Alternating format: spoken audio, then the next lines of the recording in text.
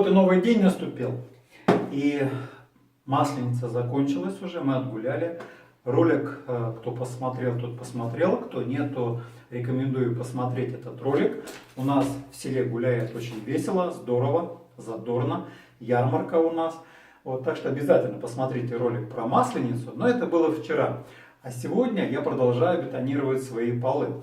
И как вы видите на моей таблице подготовки раствора, я плавно перешел от рецепта 1 часть цемента, 2 песка и 2,5 щебенки, плавно перешел на 1, 3, 1,5.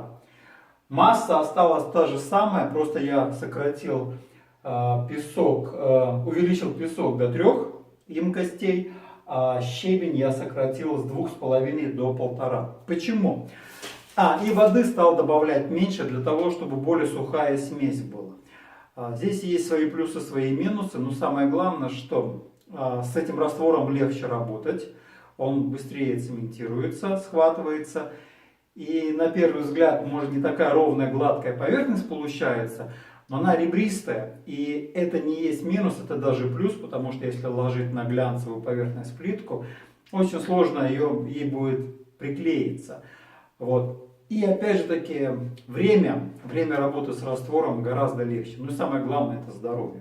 Почему я перешел на такой вот рецепт, уже 1, 3, 1,5? Просто-напросто здоровье и эффективность. И бетономешалке легче. И даже таскать лопатой этот раствор гораздо легче. Я вам сейчас покажу, как выглядит раствор. Для меня это немножечко, скажем, мозг снесло. Я привык, чтобы все было жидкое, чтобы текло, чтобы там все водичка, глянец был. А здесь немножко по-другому. Сразу скажу, это рецепт от профессионала, строителя Николая из Германии. И он говорит, что так будет лучше. И все, кто приезжал работать в Германию, Советского Союза бывшего, с Украины, там, с Беларуси, еще с России, все работали так, чтобы было жидко, мокрое и текло. Вот. А когда он делал уже рецепт вот такой вот сухой, все говорили, что вы бордюры будете ставить, мол, все это развалится. И вот Николай говорит, вы придите на следующий день, посмотрите, говорит, все будет замечательно. И я вот самой узкой, скажем, у меня осталась незабетонированная узкая полоска в комнате, да, и я вот сегодня решил именно вот по такому рецепту 1, 3, 1,5 и минимальное количество воды, чтобы только раствор был такой, начинал вот в снежок лепиться, буквально вот на грани этого. Я вот сейчас готовлю такой раствор. Ну и вы посмотрите, что из этого получается. Вот такой вот получается раствор. Видите? Что называется, снегом можно начинать лепить снежочки. Никаких луж с водой здесь нету. И то, наверное, Николай скажет, что опять я много воды добавил. Видите, но он все рассыпается. И вот этот бетон, вот эта масса по рецепту 1, 3, 1,5 я сейчас приготовлю для черновой стяжки. Вот такой вот. Видите, никакой воды здесь нету. Я вывернул из бетономешалки. И вот такой вот.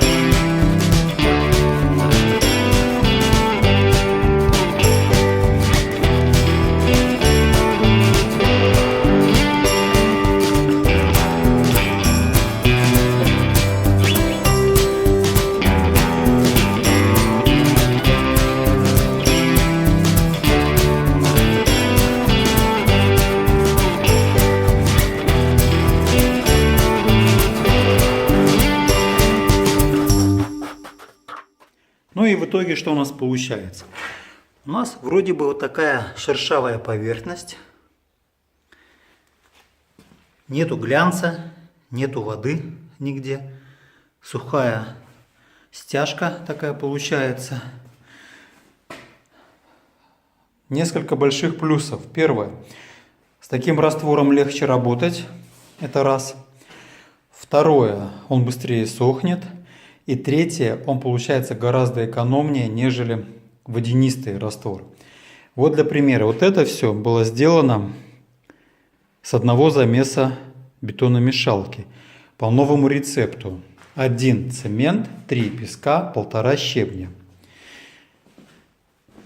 Вот это сегодня было маленький, видите, глянец. Это было сделано водянистый раствор, но здесь была половина бетономешалки. То есть я бы где-то вот, наверное, вот до сюда бы дошел. И здесь я уже пробовал второй рецепт, который мне не очень подошел. Здесь было больше камней.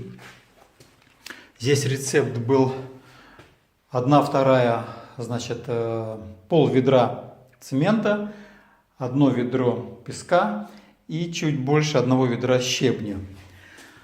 Вот, но, скажем так, щебня по отношению к песку было достаточно много, и с этим раствором сложнее было работать. В итоге новый рецепт, который я вам сейчас уже озвучил, получается, что выход покрытия поверхности, скажем так, черновой бетон, стяжку можно сделать больше по площади. Тянуть правило легче, ну и сохнуть он будет лучше. Завтра я вам покажу, что с этим бетоном, как получилось. Ну а на сегодня вот мне осталось заделать маленький кусочек, тут буквально ведро цемента, и комната будет полностью закончена. Ну вот мы и плавно перешли к бетонированию полов в другой комнате, где планируется сделать гостиную. Здесь тоже нужно делать толщину в 10 сантиметров.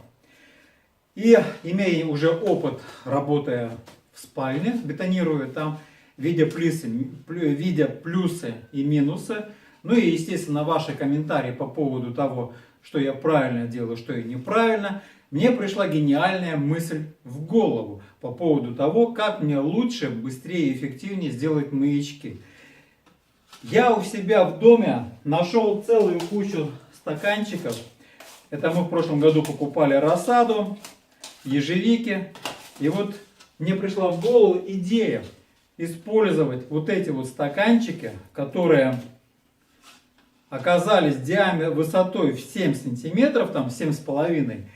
Вот, для того, чтобы сюда из них сделать маячки. Бетонные маячки для бетонирования пола уже в этой комнате. Как это получается? Да очень просто. Я делаю раствор для бетонирования. У меня там остался маленький кусочек, который нужно доделать сегодня. И померив диаметр трубы, померив высоту этого стаканчика, я получил цифру, которая меня вполне устраивает. Это 10,5 сантиметров. И здесь будет такие вот маячки, которые я поставлю аккуратно. Потом положу красиво арматуру, сетку эту. Вот. И маячки я поставлю по всей длине, сколько мне здесь этих маячков надо. Тем более, что это многоразовое, очень дешево, очень эффективно. И с маячками уже завтра я могу спокойно работать. Сегодня я их делаю, они за ночь цементируются. И завтра спокойно начинаю делать. Вот такая идея. Труба, толщина, высота маячка, и в итоге мы получаем размер, который нам необходим. Вот такая вот идея, ноу-хау. Добрый день. Вот и прошла Масленица. И сегодня у нас уже 15 марта, можно сказать, середина месяца, и весна вступила в свои уже законные права. Но это только сегодня у нас солнечный день. Я посмотрел прогноз, у нас впереди 4 дня сплошных дождей. Но это так, о прогнозе погоды. Здравствуйте, это Сергей, канал Viking Life. Если вы смотрите этот канал и хотите получать последние видео от меня и все изменения, обязательно подписывайтесь и дергайте за колокольчик, и вы будете в курсе всех событий моего канала. А сегодня немножечко истории. Ровно год назад я выкладывал видео, на котором уже 13 марта я показывал о том, как у нас цвели абрикосы в саду, как у нас крокусы зацвели, и даже нарциссы уже выбросили свои цветочки. Это было год назад. Привет, Рига! У нас сегодня попрохладнее. С утра было градусов 17, солнышко немножко спряталось за тучи, а вообще тепло. Вот гиацинты у меня цветут. Там дальше, сейчас посмотрим, цветут нарциссы прямо на улице. Абрикос цветет. Вот это мои, вот они, цветочки. Нарциссики цветут у меня. Вот деревья, яблони еще не цветут, ну, абрикосики, да. А вообще все тут у нас мотоблочат вовсю. Землю готовят посадки. Ну вот там наверху, если посмотреть, да, там абрикос у меня большой цветет. А еще у меня кизил зацвел. Сейчас покажу, как кизил цветет. О, вот это кизил. Вот, странно он цветет. Вот такими маленькими желтыми цветочками. Но это вот кизил. Вот. Так что, Рига, не замерзайте. Если что, давайте к нам сюда на Кубань. Места всем хватит. Все, привет. Назад. Ну да, весна в этом году очень поздно пришла. Не такая теплая, как обычно было. Ну так говорят старожилы. Но на самом деле весна все правильно поступает. То, что дожди идут и снега, это очень хорошо для земли и для будущего урожая. Значит, в этом году урожая будет больше. А сегодня у нас новый этап. У нас сегодня будут бетонные полы по грунту в новом варианте. Пойдемте посмотрим. Вот год назад я вам показывал вот здесь. Вот они, подснежники у меня цветут. Но они даже уже не цветут, а отцветают. А вот здесь были крокусы. Да, Урса? Крокусы еще даже не зацвели. Так, Урса, ну-ка марш отсюда. Кто это? Земля только просыпается. А вот те самые нарциссы, которые уже год назад давали цветочки. Но все меняется. Все меняется, но тем не менее нарциссы будут цвести. Все нормально. И деревья у нас еще не цветут. Черешня. Абрикосов я вам не могу показать, как они цветут, потому что абрикосы я обрезал. Вот такие вот пенечки у меня остались. И мы посмотрим, смогут ли они восстановиться. И хотелось бы иметь молодые деревья. Ну, еще немножечко история. Ровно год назад, где-то 11-13 марта, мой канал вышел на уровень в 1000 подписчиков. На сегодняшний день я посмотрел, у меня где-то почти 2500 подписчиков. То есть большое спасибо вам, подписчики, те, которые остались со мной за этот год. Ну и большой привет всем, которые недавно только подписались. Надеюсь, что интерес к моему каналу не будет утихать, а наоборот, только интерес будет проявляться все больше и больше. Ну а я вам в этом буду максимально помогать. Благодаря моему каналу, я уже знаю, 100% вызван большой интерес к селу Молдаванское. Довольно много, с моей точки зрения, людей интересуется проживанием в селе Молдаванском и в городе Крымское, здесь рядом с нами.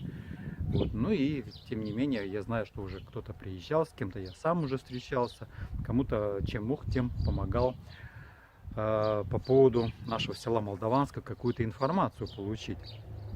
Но это, скажем так, все о Молдаванском, о канале Викинг Лайф. Вот. Но еще я заметил такой интерес, все-таки больше людей смотрят ролики, скажем, больше просмотров у тех роликов, где я рассказываю о ремонте дома, о бетонировании полов, например.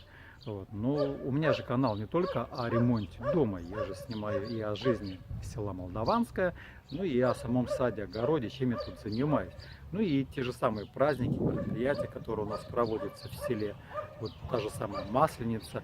Или если мы куда-то едем с супругой посмотреть окрестности села Молдаванского, ну и самого Крымского района Краснодарского края. Так что канал не только о ремонте, а вообще о жизни городского жителя. Напомню еще, кто не знает, я приехал с женой из Латвии, из Риги, и мы, стопроцентные жители, никогда на селе не жили, и огородом, садом не занимались. И это наш первый такой опыт. Год мы уже прожили, у нас есть уже свой определенный опыт. Ну и вместе с нами живет собака Арсений. Не знаю, видите вы или нет, он там на заднем плане лежит, да. Он сегодня целый день на солнышке лежит. Надоела ему холодная погода, мокрая земля и снег. Теперь он хочет на травке и на солнышке. Ну, это вступительное слово.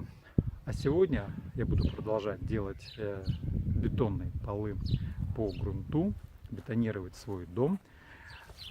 Напомню, что дом был куплен год назад, и я делаю капитальный ремонт дома.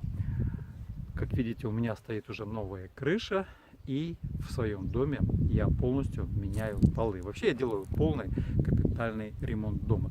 Кто-то скажет, что проще было бы, наверное, построить с нуля. Может быть, было бы и проще, если у вас абсолютно пустой участок, никаких деревьев, никаких коммуникаций, и вы все начинаете с нуля, и у вас достаточно свободных денег, чтобы на ближайший год-полтора их просто-напросто взять и вложить в строительство дома. А сами вы должны были жить где-то в стороне.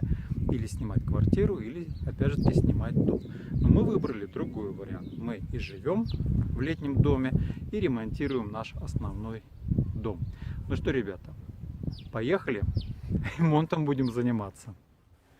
Ну вот сейчас мы с вами находимся в первой комнате, так называемая спальня, где я уже сделал полное бетонирование полов. Это был первый мой опыт в бетонировании. Те ошибки, скажем, недочеты я, которые узнал, увидел, и благодаря вас, мои дорогие подписчики, набрался опыта. И теперь могу уже точно сказать, как лучше это делать. Но начнем с того, что в начале, когда мы начинали только с моим помощником бетонировать пол, в этой части, скажем, использовался вариант, когда довольно много жидкости было, довольно много цемента. И когда мы заливали пол, здесь прямо такие аж реки были от воды. И раствор был очень такой жидкий. И, скажем, были места, где он просто стекал, он не держался. Это, скажем, такой первый опыт. Потом я стал делать немножечко по другому рецепту. И если вы помните, значит, у меня вот там, где бетономешалка стоит, я, значит, на стене записывал рецепты, которыми я пользовался, сколько чего я добавлял. И, скажем, в последнее время я использовал вариант одна часть цемента, 2 части песка и 2,4 щебня.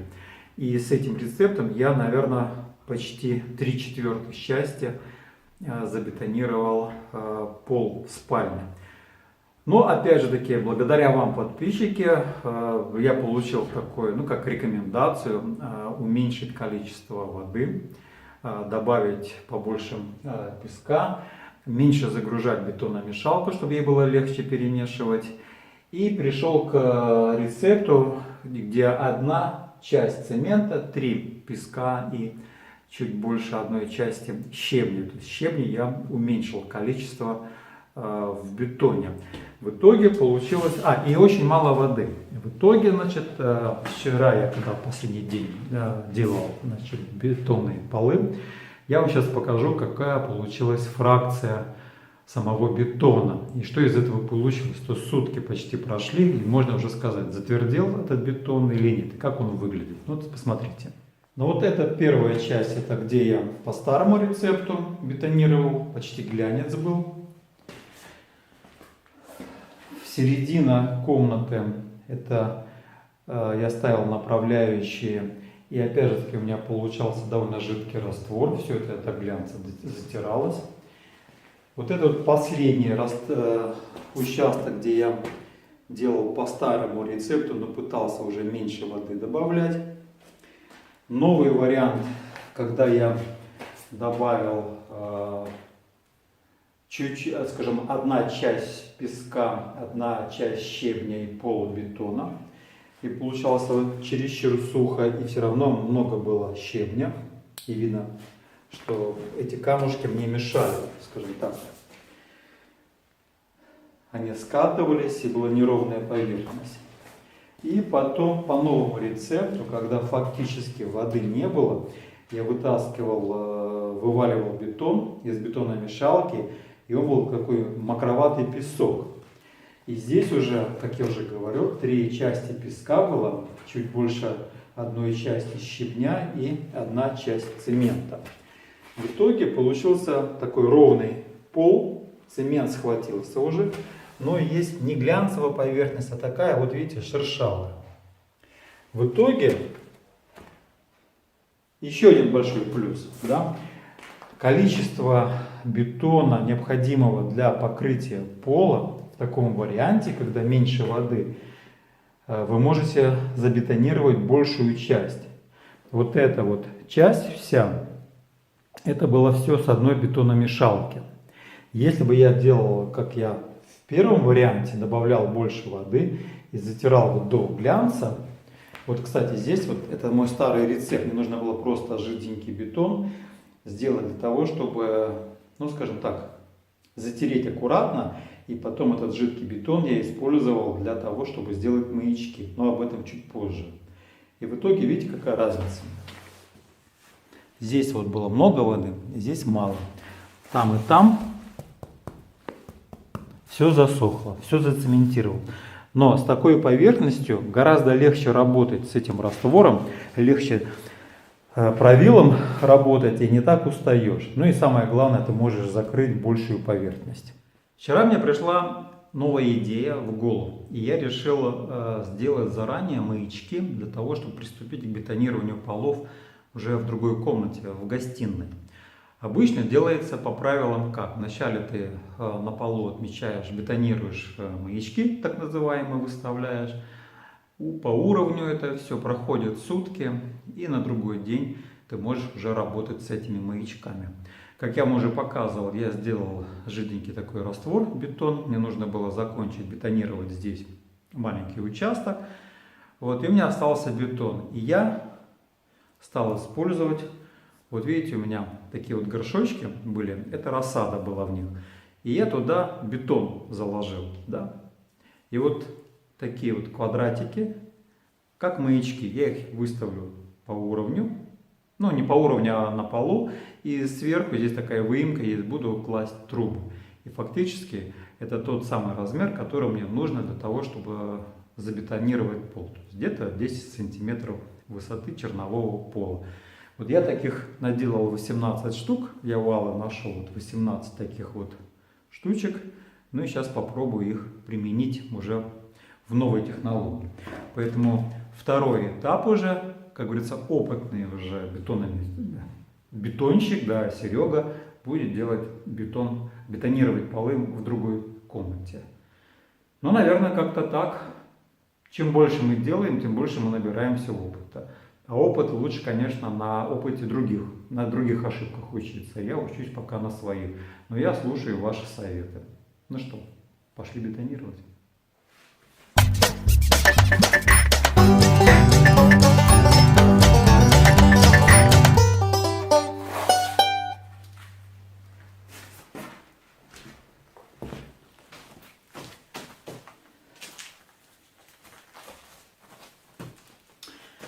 Ну вот такие маячки я сделал из стаканчиков, где раньше была рассада.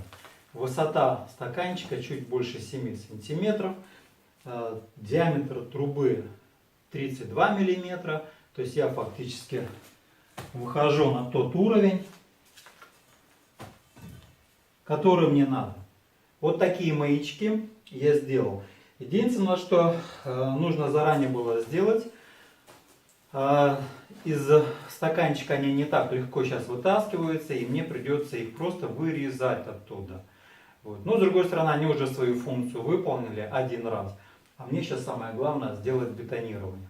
И вот таких маячков я поставлю, и трубы буду просто протаскивать по этим. Ну и естественно будем делать вначале с одной стороны чуть-чуть, потом с другой стороны. Ну и потом я уже буду делать центр комнаты, чтобы выходить уже в коридор. Ну вот так вот.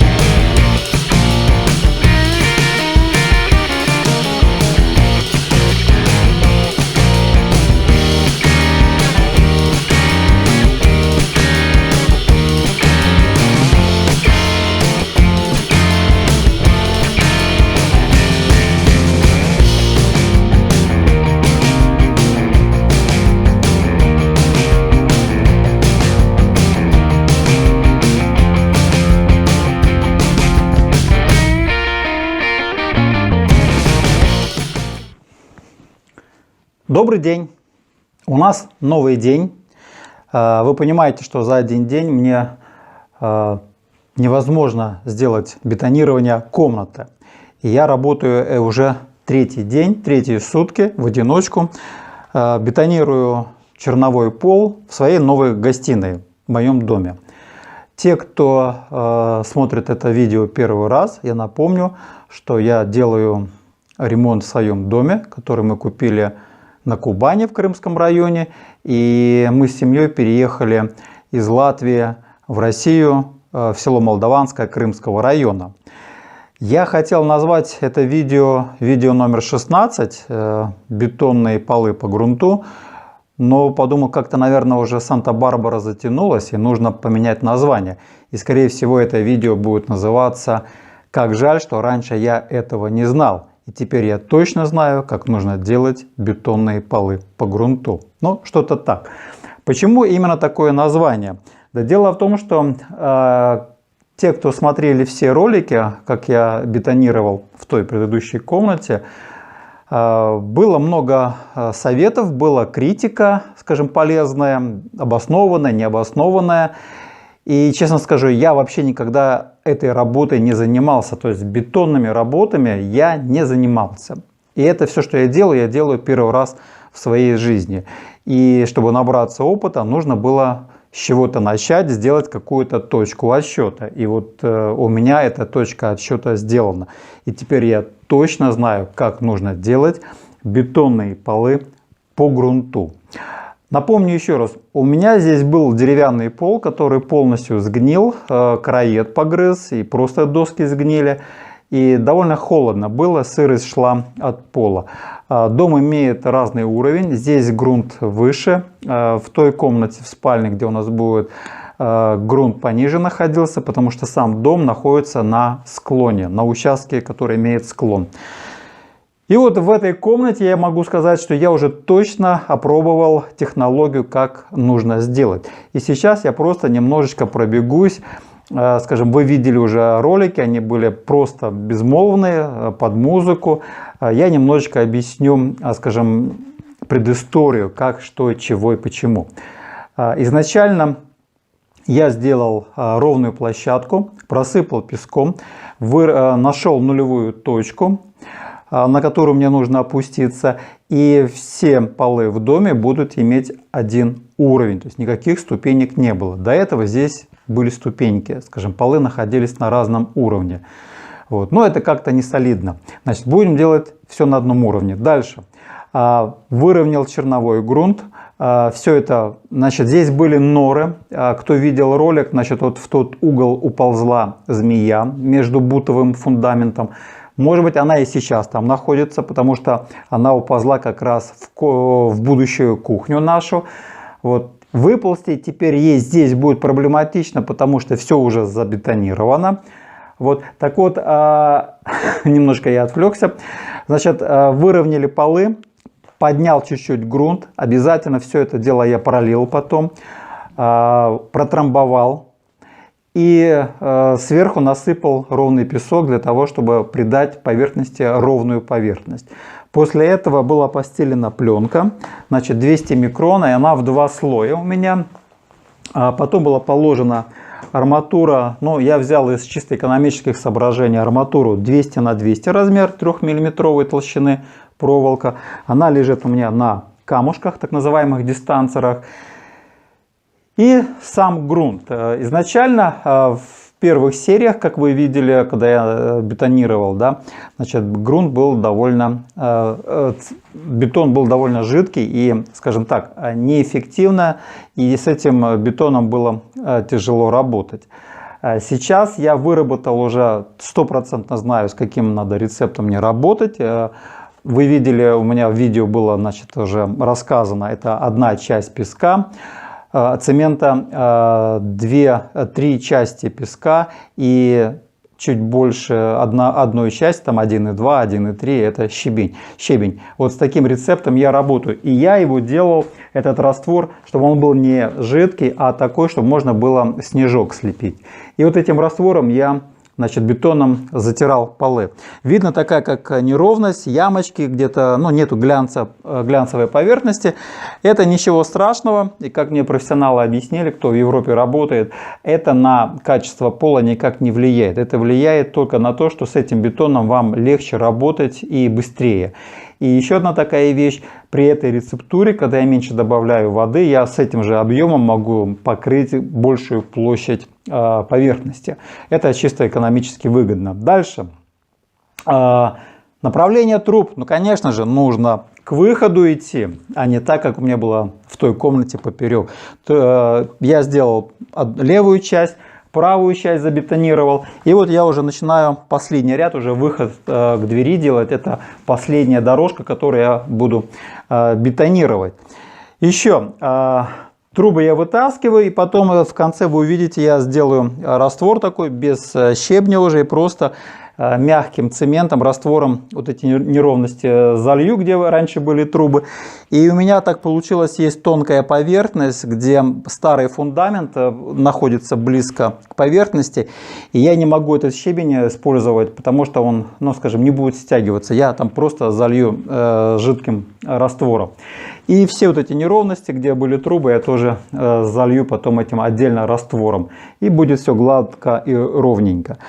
Еще один такой опыт уже, когда заканчиваешь делать, скажем, дорожку, так называемую, да, у меня был опыт неприятный такой, ну, здесь вам, наверное, не видно, я оставлял такую ровную гладкую поверхность, скажем, такую гладкую горку. Это неправильно. Если вы заканчиваете переход, скажем, и потом будете опять бетонировать, идеальный вариант это оставить, скажем, где-то сантиметра 3 толщину, чтобы положить опять бетон, чтобы была возможность ему сцепиться со старой дорожкой. Должна быть неровная поверхность, вот идеальный вариант, вот как вот здесь у меня, да, вот глянца не надо оставлять, обязательно толщину, ну и когда вы начинаете соединять старые слои, надо предварительно пройти водичкой и смочить эти стороны, левую и правую сторону. Что еще? Надо поливать бетон немножечко водичкой, слегка так, для того, чтобы бетон взял влагу в себя и стал гораздо тверже. Ну и 28 дней это срок, когда бетон становится максимально твердым, то есть набирает свои рабочие качества. Вот, это что касается бетона, технологии, как я делаю. Было много вопросов по поводу того, почему я не делаю теплые полы. Ну, во-первых, вот если я кладу вот такой раствор, бетон, он получается как пористый. Это фактически как газобетон получается, или как пеноблоки. Есть воздушные вкрапления в бетоне, и пол будет теплее. Это один момент. В отличие от тех, когда глянец, когда все жидко, все течет и плавает. Я буду использовать, еще раз пленку положу, после того, как у меня высохнет бетон, положу еще раз пленку и сверху положу пеноплекс или техноплекс, еще раз пленку, и потом я сделаю уже финишное, значит, бетонирование толщиной где-то 5 сантиметров, и будет положена еще раз арматурная сетка, меньше ячейки, или 100 на 100, или 50 на 50 я поставлю. В основном у меня будет всюду плитка. В спальне будет и в кабинете паркет или ламинат, я еще не определился с этим. Вот. А так всюду кухня, коридор, прихожая, гостиная, всюду у меня будет керамогранит плитка. У нас на Кубани не так холодно, да, начнем с того. И, скажем, в апреле уже никто не топит, да и мы сейчас уже, вот март сегодня, 18 марта, мы тоже отопление не включаем, потому что на улице уже 15-16 градусов, довольно тепло. Так вот, если сделать вот такой вот сэндвич, как я рассказал вам, пол, он сам по себе уже будет теплый. И вот эти страшные трубы, конечно, которые отопление было, да, они будут убраны и будут стоять обычные радиаторы. Вот. Ну и еще один такой момент. Мы живем на селе, у нас сад, огород и поля рядом. И вот если теплые полы, то у вас постоянно вот за счет теплых полов будет вот эта пыль подниматься в воздух, и вы будете дышать пылью. Мне этого не очень хочется, поэтому я просто оставлю батареи. Ну вот, наверное, тот самый опыт, который я получил за то время, что я бетонирую полы. Скажем так, я уже могу сам кому-то халтурить, делать бетонные полы. Я уже знаю, как не надо делать бетонные полы. Вот. И самое главное, что опыт приходит именно тогда, когда ты сам что-то начинаешь делать своими руками. И это всегда пригодится, потому что мне еще нужно и сарай, и баню строить, и гараж, и мастерскую, и винарню. То есть очень много что нужно. И птичник тоже буду строить уже своими руками. Все, ребята, вам большое спасибо. Смотрите мое видео. Я продолжаю работать и делать бетонные полы по грунту. А вам большое спасибо. И как я всегда говорю, стучите в бубен, подписывайтесь, дергайте за колокольчик. А с вами был я, Сергей Гуд и канал Viking Life. Всем пока!